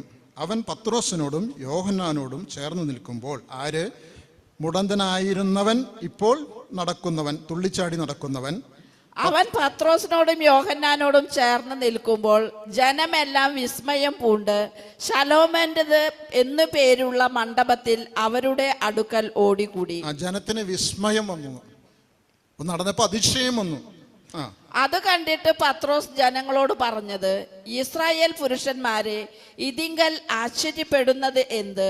ഞങ്ങളുടെ സ്വന്തം ശക്തി കൊണ്ടോ ഭക്തി കൊണ്ടോ ഇവനെ നടക്കുമാറാക്കി എന്ന പോലെ ഞങ്ങളെ ഉറ്റുനോക്കുന്നതും എന്ത്?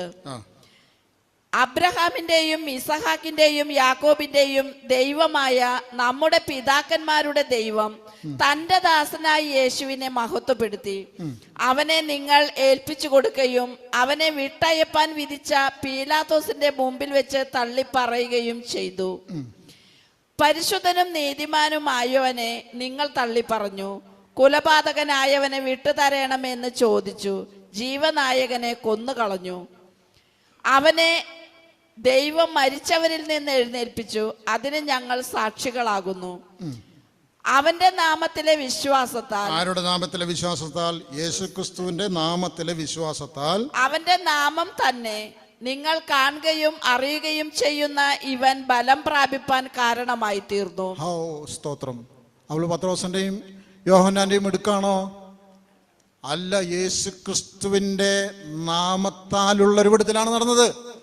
അത് ആര് കാരണമായി തീർന്നു? പത്രോസും യോഹന്നാനും കാരണമായി തീർന്നേ ഉള്ളൂ. നമ്മൾ ഇറങ്ങി പുറപ്പെട്ടു കഴിഞ്ഞാൽ ദൈവവചനത്തിന്റെ അടിസ്ഥാനത്തിലൂടെ അനുസരിച്ചുകൊണ്ട് ഇറങ്ങി പുറപ്പെട്ടു കഴിഞ്ഞാൽ നമ്മളിലൂടെയും ഇതൊക്കെ നടക്കും. ഇല്ലയെന്നുണ്ടോ? ഞാൻ വിശ്വസിക്കുന്നു നടക്കുമെന്നുള്ളത്. വിശ്വസിക്കുന്നവരോടുകൂടെ ഈ അടയാളങ്ങൾ ഉണ്ടാകും. മർക്കോസിന്റെ സുവിശേഷം 16-ാമത്തെ അധ്യായം.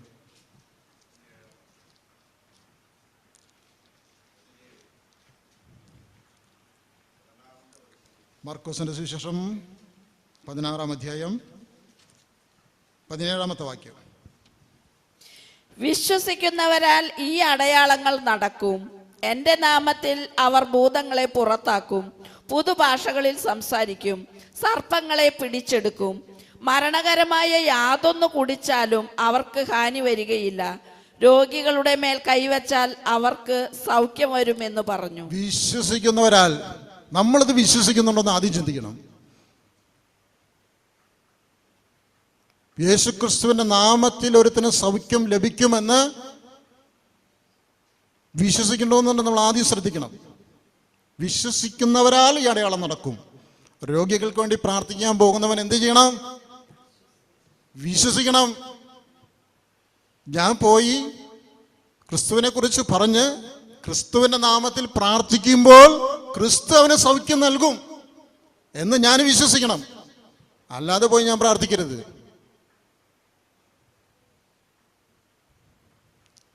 പിറവേലെ കുരുടനായിരുന്ന ഒരു മനുഷ്യൻ, ആ മനുഷ്യന് വന്ന സൗഖ്യം കണ്ടിട്ട് ക്രിസ്തു യേശുവിനെ സൗഖ്യപ്പെടുത്തി എന്ന് പറയുമ്പോൾ യേശുക്രിസ്തുവിനെ കുറിച്ച് പറയാത്ത പഴികളില്ല. ആ പറയുന്ന ഒരു മനുഷ്യൻ പറയുന്ന വാക്കുണ്ട്, എല്ലാവരുടെയും പ്രാർത്ഥനയൊന്നും ദൈവം കേൾക്കില്ല. ദൈവത്തിൻ്റെ ഇഷ്ടം അവൻ്റെ ഭക്തനായിരുന്ന് അവൻ്റെ ഇഷ്ടം പ്രവർത്തിക്കുന്നതിൻ്റെ പ്രാർത്ഥന മാത്രമേ ദൈവം കേൾക്കുന്നുള്ളൂ എന്ന് ആര് പറഞ്ഞു? പിറവിയിലെ കുരുടനായിരുന്ന് പിന്നീട് യേശുക്രിസ്തുവിനാൽ സൗഖ്യം പ്രാപിച്ച വ്യക്തി പറഞ്ഞു. യോഹന്നാന്റെ സുവിശേഷം 9-ാം അധ്യായത്തിലാണ്. ഇപ്പം എടുക്കണ്ട. മനസ്സിലായോ? അപ്പോൾ യേശുക്രിസ്തുവിന്റെ നാമത്തില് നമ്മൾ പ്രാർത്ഥിക്കുമ്പോൾ ദൈവത്തിന്റെ ഇഷ്ടത്തിൽ നാം നിലനിന്നുകൊണ്ടാണോ പ്രാർത്ഥിക്കുന്നതും പ്രവർത്തിക്കുന്നതും എന്ന് ചിന്തിച്ചുകൊണ്ട് വേണം ഈ കാര്യങ്ങൾ ചെയ്യുവാൻ. ഈ കാര്യങ്ങൾ അതേപോലെ തന്നെയാണെങ്കിൽ, സത്യസന്ധമാണെങ്കിൽ ദൈവം അവിടെ പ്രവർത്തിച്ചിരിക്കും. ഒരു സംശയവും ആ കാര്യത്തിൽ ആർക്കും വേണ്ട. ദൈവം ആവശ്യപ്പെട്ടിട്ടില്ല ദൈവം ഒരാൾക്ക് നന്മ നൽകുന്നത്. അല്ല, മനുഷ്യൻ ആവശ്യപ്പെട്ടിട്ടില്ല ദൈവം നന്മ നൽകുന്നത്. ഇപ്പം ഈ അമ്മയുടെ ഗർഭം മുതൽ മുടന്തനായിരുന്ന വ്യക്തി ആവശ്യപ്പെട്ടോ? അല്ലെങ്കിൽ ആവശ്യപ്പെട്ടപ്പോഴാണ് ദൈവം കൊടുത്തത്? ആഗ്രഹിച്ചിട്ടുണ്ടാവാം, എനിക്ക് കാലുണ്ടായിരുന്നെങ്കിൽ എന്ന് ആഗ്രഹിച്ചിട്ടുണ്ടാവും. പിന്നീട് അവൻ വിചാരിച്ചിട്ടുണ്ടാവും, കാലില്ലാതിരിക്കുന്ന ഭേദം, പണിക്ക് പോകണ്ട, എല്ലാം കിട്ടിയാൽ കഴിയാം, കാലില്ലാതിരിക്കുന്ന ഭേദം. അങ്ങനെ അവർ തീരുമാനിച്ച് മനസ്സ് ഇടിഞ്ഞിട്ടുണ്ടാവും അവൻ്റെ. അപ്പോൾ വിശ്വസിക്കുന്നവരെ സാധിക്കുക കാര്യങ്ങൾ നമ്മൾ ഇറങ്ങണമെങ്കിൽ ചില വ്യവസ്ഥകൾ പറയുക. കർത്താവിന് നമ്മളെ കൊണ്ട് പലതും ചെയ്യിക്കാനുണ്ട്.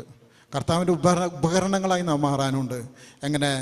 പോരാട്ടത്തിൻ്റെ ആയുധങ്ങളും ധരിച്ചുകൊണ്ട് അന്ധകാര ശക്തികൾക്കെതിരെ, ആ ആധിപത്യത്തിൽ നിന്നും, ഇരുട്ടിൻ്റെ അധികാരത്തിൽ നിന്നും അനേകാത്മാക്കളെ ക്രിസ്തുവിലേക്ക് വിടുവിക്കപ്പെടേണ്ടതിന് അപ്പോസ്തലന്മാർക്ക് മാത്രമല്ല പ്രിയപ്പെട്ടവരെ, ഈ ലോകത്തിൽ പ്രസിദ്ധരായ സുവിശേഷകർക്ക് മാത്രമല്ല പ്രിയപ്പെട്ടവരെ, നമുക്കും അത് ചെയ്യാൻ സാധിക്കും. വിശ്വസിക്കേ, ഭയപ്പെടരുത്, നിരാശപ്പെടരുത്, നിരുത്സാഹപ്പെടരുത്. കാരണം ഭീരുത്വത്തിന്റെ ആത്മാവിനെയല്ല ദൈവം നമുക്ക് തന്നത്, ശക്തിയുടെയും സ്നേഹത്തിൻ്റെയും സുബോധത്തിൻ്റെയും ആത്മാവിനെ അത്രേ ദൈവം നമുക്ക് തന്നത്. ശക്തി, ദൈവിക ശക്തികളുടെ ഒരു പാത്രമായി നാം മാറണം. ഭൂതങ്ങളിൽ നിന്നും അനേകരെ വിടുവിക്കുവാൻ, രോഗങ്ങളിൽ നിന്ന് അനേകരെ വിടുവിക്കുവാൻ, ദുഃഖങ്ങളിൽ നിന്ന് അനേകർ വിടുവിക്കപ്പെടുവാൻ ദൈവശക്തിയുടെ കേന്ദ്രങ്ങളായി നാം, ദൈവശക്തിയുടെ പ്രവർത്തന മാധ്യമങ്ങളായി നാം മാറണം. സാജു ജോൺ മാത്യു ഒരിക്കലൊരു, നമ്മുടെ എവിടെയാണ് അവസാനം സ്വതന്ത്ര സഭകളുടെ സംഗമം കൂടി, അവിടെ വെച്ചിട്ട് അദ്ദേഹം പറഞ്ഞാണ്, ഒരു ടാങ്കിൽ നിന്നും കീഴിലെത്തി വെച്ച് അദ്ദേഹം പറഞ്ഞൊരു ഉദാഹരണമുണ്ട്. വലിയൊരു ടാങ്ക്, വാട്ടർ ടാങ്ക്, അതിൽ നിന്നും വിവിധ സ്ഥലങ്ങളിലേക്ക്, വിവിധ റൂമുകളിലേക്ക്, ഗാർഡനുകളിലേക്ക് ഒക്കെയും എന്തുണ്ടാവും, പൈപ്പ് വലിച്ചിട്ടുണ്ടാവും വെള്ളത്തിന് വേണ്ടിയിട്ട്. പല സ്ഥലത്തും ടാപ്പ് തുറക്കുമ്പോൾ ലഭിക്കുന്നത് എവിടുന്നാണ്? ഒരു സ്ഥലത്ത് ഇത് സംഭരിച്ചത് കൊണ്ടാണ് ഈ പല സ്ഥലത്തേക്കും ഈ വെള്ളം വരുന്നത് ടാപ്പ് തുറക്കുമ്പോൾ. മനസ്സിലായോ? അപ്പോൾ ഇതേപോലെ ടാപ്പുകളായി പ്രവർത്തിക്കാനാണ് ഉദ്ദേശിച്ചത്. ദൈവത്തിന് പ്രവർത്തിക്കാനുള്ള ശക്തിയുടെ കേന്ദ്രങ്ങൾ, ദൈവത്തിൻ്റെ പ്രവർത്തന സാഹചര്യങ്ങളിലേക്ക് ദൈവത്തിൻ്റെ ഒരു ഉപകരണമായി, ആ ശക്തി പ്രദാനം ചെയ്യുന്ന ഉപകരണങ്ങളുമായി മാറണമെന്നാണ് കർത്താവ് ആഗ്രഹിക്കുന്നത്. ശക്തിയുടെയും സ്നേഹത്തിൻ്റെയും. ഞാനിങ്ങനെ ചിന്തിച്ചുകൊണ്ടിരിക്കുമ്പോൾ നമ്മൾ 1 കൊരിന്ത്യർ ലേഖനം 12, 13, 14 അധ്യായങ്ങളുണ്ടല്ലോ. അതിൽ 12-ാം അധ്യായത്തിൽ ദൈവത്തിൻ്റെ കൃപാവരത്തെക്കുറിച്ചാണ്, കൃപാവരങ്ങളെക്കുറിച്ച്, ശുശ്രൂഷകളെക്കുറിച്ചാണ് സംസാരിക്കുന്നത്. 13-ാം അധ്യായത്തിൽ ദൈവത്തിൻ്റെ സ്നേഹത്തെക്കുറിച്ചാണ് സംസാരിക്കുന്നത്. സ്നേഹം എങ്ങനെയായിരിക്കണമെന്ന്. 14-ാം വാക്യത്തിൽ വരുമ്പോൾ ഈ കൃപാവരങ്ങൾ എങ്ങനെ ഉപയോഗിക്കണമെന്ന്, സുബോധത്തോടെ അത് കൈകാര്യം ചെയ്യണമെന്നാണ് ഉദ്ഘോഷിക്കുന്നത്. അപ്പോൾ പൗലോസ് പറയുകയാണ്, ശക്തിയുടെയും, അതായത് ദൈവത്തിൻ്റെ ശക്തി നാം തിരിച്ചറിയണം, ദൈവത്തിൻ്റെ പ്രവർത്തനം നാം തിരിച്ചറിയണം, ദൈവം എന്തുമാത്രം കാര്യങ്ങൾ ചെയ്യാനിരിക്കുന്നെന്ന് നാം തിരിച്ചറിയണം. 2, ദൈവസ്നേഹത്തിൽ നാം അത് ചെയ്യണം. 3, സുബോധത്തോടെ ചെയ്യണം. ചെയ്യേണ്ട സമയത്ത് ചെയ്യുവാനായിട്ട് നാം സുബോധമുള്ളവരായിരിക്കണം. എവിടെ പോയി പ്രാർത്ഥിക്കണം, ആർക്ക് വേണ്ടി പ്രാർത്ഥിക്കണം എന്നുള്ളത് ആര് തീരുമാനിക്കും? ദൈവമായ കർത്താവ് തീരുമാനിക്കും. ദൈവാത്മാവുമായി നിരന്തരം സമ്പർക്കത്തിലാണെങ്കിൽ ദൈവാത്മാവ് നമുക്ക് വെളിപ്പെടുത്തി തരും. ഇന്ന സ്ഥലത്തേക്ക് പോ, ഇന്ന വീട്ടിലേക്ക് പോ, ഇന്ന വ്യക്തിയോട് സംസാരിക്കുക, ഇന്ന വ്യക്തിക്ക് വേണ്ടി പ്രാർത്ഥിക്കുക എന്ന് ആര് തരും? ദൈവത്തിൻ്റെ പരിശുദ്ധാത്മാവ് നമ്മോട് സംസാരിക്കും. അങ്ങനെ സംസാരിച്ച് പോയി മാനസാന്തരപ്പെട്ട് സൗഖ്യം പ്രാപിച്ച് വിശ്വാസം ലഭിച്ച് ദൈവത്തിലേക്ക് കടന്നു വന്ന അനേകരുടെ സാക്ഷി ഞാൻ കേട്ടിട്ടുണ്ട്. നേരെ നോണേ എനിക്കറിയില്ല, എനിക്ക് അനുഭവമൊന്നുമില്ല. പക്ഷേ ദൈവത്തിൻ്റെ വചനത്തിൽ വിശ്വസിക്കുന്ന ഞാനും വിശ്വസിക്കുന്നു അത് നടന്നിട്ടുണ്ടാകും. ദൈവത്തിന് സ്തോത്രം. ഞാനത് നേരാണോ നുണയാണോ സ്ഥാപിക്കാൻ പോലില്ല. എങ്ങനെയായാലും യേശുക്രിസ്തുവിൻ്റെ നാമത്തിൽ സൗഖ്യവും സമാധാനവും മാനവലോകത്തിന് ഉണ്ട്. പാപക്ഷമയുണ്ട്, ശാപവിമുക്തിയുണ്ട്. യേശുക്രിസ്തുവിൻ്റെ നാമത്തിലൂടെ ഉള്ളൂ അത്. ഈ ദൗത്യം ഇത് നമ്മൾ സമൂഹത്തിന് പകർന്നു കൊടുക്കാനാണ് പോകുന്നത്. പോകുമ്പോൾ നമ്മുടെ അകത്ത മനുഷ്യൻ ബലപ്പെട്ടിരിക്കണം. ഒടുവിൽ കർത്താവിലും അവൻ്റെ അമിത ബലത്തിലും ശക്തിപ്പെടുവീൻ എന്ന് പൗലോസ് പറഞ്ഞു. അപ്പം ആ ശക്തി സംഭരിച്ചിട്ട് വേണം ഇതിലേക്ക് ഇറങ്ങാൻ വേണ്ടത്. ശക്തി മാത്രമല്ല, സ്നേഹം വേണം. അതിൻ്റെ എങ്ങനെയൊക്കെ ഏതൊക്കെ കാര്യങ്ങൾ ചെയ്യണം എന്നുള്ളത് നമുക്കൊരു അറിവ് വേണം. മാത്രമല്ല ഒരു നിയന്ത്രണം, ദൈവത്തിൻ്റെ പരിശുദ്ധാത്മാവിൻ്റെ ഒരു നിയന്ത്രണത്തിലുള്ള പ്രവർത്തനമായിരിക്കണം എന്ന് മാത്രം. തീർച്ചയായും ഇതിൽ നടക്കും. തീർച്ചയായും നമുക്ക് ഇന്നലെ വരെ ചെയ്യാൻ പറ്റാത്ത കാര്യം കർത്താവ് നമ്മളിലൂടെ ചെയ്യും. പ്രിയപ്പെട്ടവരെ, അങ്ങനെ വിശ്വസിക്കുക. പിന്നെ എന്തിനാ 2023, 24, 25 ഇങ്ങനെ പോകുള്ള കാര്യങ്ങൾ? നമ്മൾ പണിയെടുക്കുന്നു, നമ്മൾ ജീവിക്കുന്നു, സഭയിലേക്ക് കടന്നു വരുന്നു, ആരാധിക്കുന്നു, പ്രാർത്ഥിക്കുന്നു, കാര്യങ്ങളൊക്കെ നടക്കുന്നുണ്ട്. പക്ഷെ ഇതൊന്നല്ല ദൈവം ആഗ്രഹിക്കുന്നത്. ദൈവം ആഗ്രഹിക്കുന്നതൊന്നുമല്ല പ്രിയപ്പെട്ടവർ. ദൈവത്തിന് ഇഷ്ടമുണ്ട് നമ്മളിങ്ങനെയൊക്കെ ക്ഷേമത്തിലും സമാധാനം. പക്ഷെ നമ്മൾ അനുഭവിക്കുന്ന ക്രിസ്തുവിനെ, ഈ വെളിച്ചത്തിൻ്റെ നാഥനെ, എല്ലാവർക്കും രക്ഷയുടെ കാരണഭൂതനായതിനെ ഈ ലോകത്തിന് മുമ്പിൽ ഒന്ന് വെളിപ്പെടുത്തി കൊടുക്കാൻ, അവരും ഈ രക്ഷയുടെ അനുഭവത്തിലേക്ക് കടന്നു വരുവാൻ, അവരും ഈ നല്ല കർത്താവിനെ എൻ്റെ സ്നേഹം നുകരുവാൻ ഇടയാക്കട്ടെ. അങ്ങനെ ക്രിസ്തു എന്ന ആ പരിമള പുഷ്പത്തിൻ്റെ സൗരഭ്യം മുല്ലപ്പൂമ്പിടിയേറ്റ് കിടക്കും, കല്ലിനുമുണ്ട് ആ സൗരഭ്യം. അവനെ തൊട്ടവർക്ക്, അവൻ തൊട്ടവർക്ക് അവൻ വിടുതലായി മാറി. അവനെ ശരണം പ്രാപിച്ചവർക്ക്, അവൻ ശരണം കൊടുത്തവർക്ക് ഒരു വിടുതലായി, ഒരു അത്ഭുത പ്രതിഭാസമായി മാറി. അവരുടെ ജീവിതത്തിൽ ക്രിസ്തുവിൻ്റെ സമാധാനവും സന്തോഷവും അനുഭവിക്കാൻ തക്കവണ്ണം ഇടവന്നു. അതാണ് സത്യം, പ്രിയപ്പെട്ടവരെ. അതുകൊണ്ട് ഈ സുവിശേഷ ദൗത്യം നമ്മുടെ മേൽ ചുമതലപ്പെടുത്തിയിരിക്കുന്നു. ഇനി ഭയമുള്ളവർ ആരും അതിനുവേണ്ടി ഒരുങ്ങണ്ട. പ്രതിസന്ധികളെ, പ്രതികൂല സാഹചര്യങ്ങളെ എന്നെ കൊണ്ടാവുന്ന വിധത്തിൽ തരണം ചെയ്യാൻ പറ്റില്ലല്ലോ, നമ്മളെ കൊണ്ടാവുന്ന വിധത്തിൽ തരണം ചെയ്യാൻ പറ്റും. അതുകൊണ്ടാണ് ക്രിസ്തുവിൻ്റെ കൃപയെ ശക്തിപ്പെടാൻ പറയുന്നത്. ഇത് ശക്തി സംഭരിക്കാൻ പറയുന്നത്. ഇത് എളുപ്പമൊന്നുമല്ല. നമ്മൾ പോകുന്നതിന് മുമ്പ് വളരെ നമ്മെ തന്നെ ശോധന ചെയ്യണം, നമ്മെ തന്നെ ജാഗ്രതയുള്ളവരായി കാക്കണം. നമ്മൾ പ്രാർത്ഥിക്കണം, ദൈവത്തിന് ആലോചന ചോദിക്കണം. ഒരുമിച്ച് ഐക്യപ്പെട്ട് പോകുന്നവർ കരങ്ങൾ കോർത്ത് പിടിച്ചുകൊണ്ട് കർത്താവിനെ സ്തുതിച്ച്, ഇത് ഏൽപ്പിക്കപ്പെട്ടത് അത്രയും നല്ല കാര്യമാണ് കർത്താവേ എന്ന് പറഞ്ഞ് സന്തോഷത്തോടുകൂടി മഹത്വപ്പെടുത്തി മനഃപൂർവ്വം ഞാനിത് ചെയ്യുമെന്ന് തീരുമാനമെടുത്തുകൊണ്ട് ഇറങ്ങുക. ലോകാവസാനത്തോളം എല്ലാ നാളും ഞാൻ നിങ്ങളോട് കൂടെയുണ്ടെങ്കിൽ 12 അപ്പസ്തോലന്മാർക്ക് മാത്രമല്ല, 120 പേർക്ക് മാത്രമല്ല, നമ്മുടെ ഓരോരുത്തരുടെയും കൂടെ കർത്താവ് ഈ പ്രവൃത്തി ചെയ്യുന്നിടത്തോളം കാലം ഉണ്ടാകുമെന്ന് കർത്താവ് യേശുക്രിസ്തുവിൻ്റെ നാമത്തിൽ ഞാൻ പറയുകയാണ്. ഉണ്ടാകും പ്രിയപ്പെട്ടവരെ. അതുകൊണ്ട് ഇനി നമ്മുടെ അടുത്തിരിക്കുന്ന തീരുമാനത്തിൽ ഒരു മാറ്റം വരാതെ, ഞാൻ ഈ കാര്യത്തിൽ വലിയ പ്രാഗൽഭ്യമുള്ളവനാണെന്ന് പറയുന്നില്ല, പക്ഷേ അടുത്ത കാലത്താണ് ഞാനിതിൻ്റെ പ്രാധാന്യം മനസ്സിലാക്കിയത്. ഞാൻ എൻ്റെ സ്ഥാപനത്തിൽ വരുന്നവരോട് സുവിശേഷം പറയുകയും ട്രാക്റ്റ് കൊടുക്കുകയും ഈ സാക്ഷ്യം പറയുകയൊക്കെ ചെയ്യുന്നുണ്ടെങ്കിലും പുറത്തേക്ക് ഇറങ്ങിയിട്ടുള്ളത് ഒരു കാലത്തുണ്ടായിരുന്നു. കുറേ നാൾ മുമ്പ് വയനാടിൻ്റെ പ്രദേശത്തും തമിഴ്നാട്ടിലൊക്കെ അങ്ങനെ ചെയ്തിരുന്നു. പക്ഷേ കുറേ കാലമായിട്ട് ഉണ്ടായിരുന്നില്ല. പക്ഷേ ഇതിൻ്റെ വേല ചെയ്യുന്നവൻ കർത്താവിൻ്റെ കൂലിക്ക് അർഹനാണ്. അത് ഈ സമൂഹം തന്നില്ലെങ്കിലും കർത്താവ് നമുക്കത് തരും. അതുകൊണ്ട് 1 കൊരിന്ത്യർ ലേഖനം എടുക്കാം. 1 കൊരിന്ത്യർ ലേഖനം ഒരു വാക്യം പെട്ടെന്ന് ഓർമ്മ വന്നു. കർത്താവിൻ്റെ വേലയിൽ ഉറപ്പുള്ളവരും കുലുങ്ങാത്തവരുമായി നിന്നുകൊണ്ട് 1 കൊരിന്ത്യർ ലേഖനം 15:58.